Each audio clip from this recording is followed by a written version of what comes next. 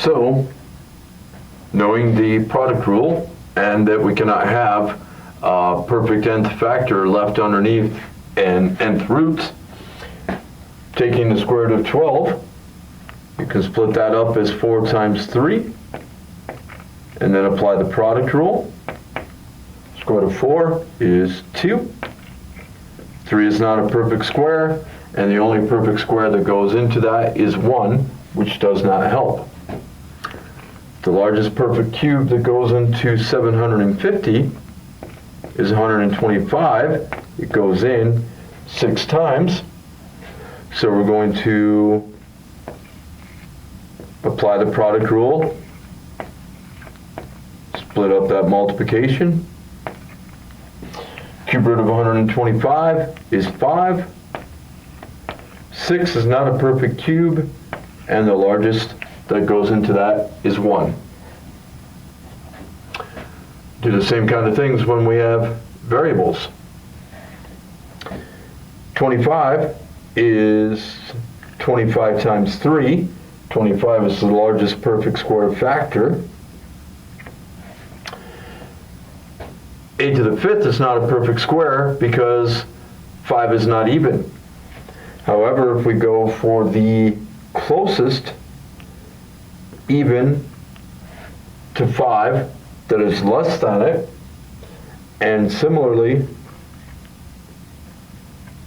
b cubed, that's odd, so we go with the closest. It was 25 times 3 to give us 75.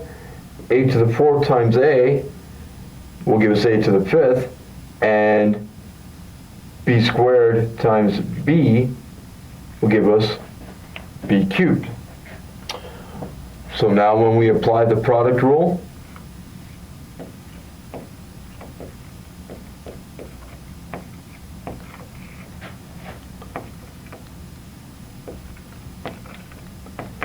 taking the square root of 25, the square root of a squared, and the square root of b squared, square root of a to the 4th, a squared times a squared would give us a to the 4th, so the square root of a to the 4th is a squared. Square root of b squared is b. We're left with the quantity 3 times a times b still underneath the square root because there's no perfect square factors left.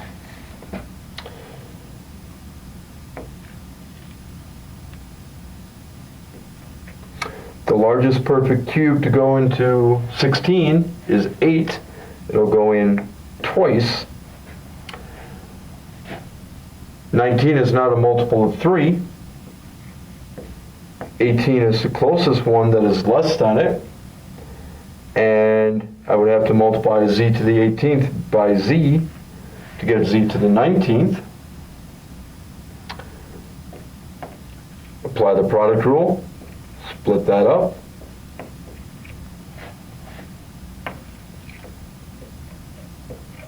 These are still cube roots.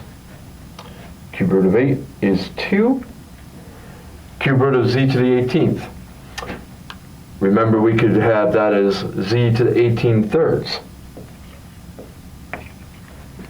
So 2z to the 6th. We're left with cube root of 2z. 2z doesn't have any perfect cube factors other than 1. Our second condition was that we would have no fractions underneath the radical. This first one is nice because it reduces to a perfect square. Square root of 9 is 3. Second one can't reduce, but if we split that up, although we can't do anything with the square root of 7, the square root of 4 is 2. And so we don't have any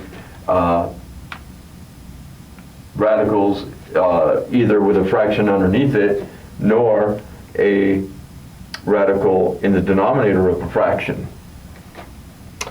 As for this third one on this side, we can apply both the quotient rule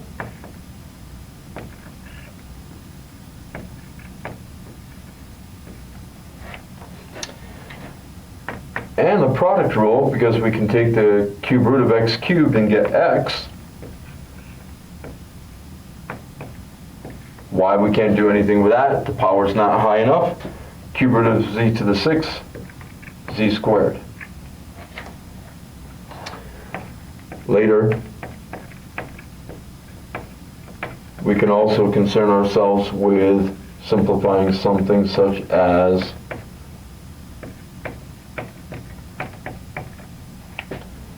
cube root of x over y. None of what we did in the previous 3 examples would help us with the condition of no fractions under a radical, nor also cover the case that we can't have a radical in a denominator of a fraction. And by the way, why we're assuming that all the variables represent positive real numbers, again, that is to not have to worry when we have an even index to be writing an absolute value.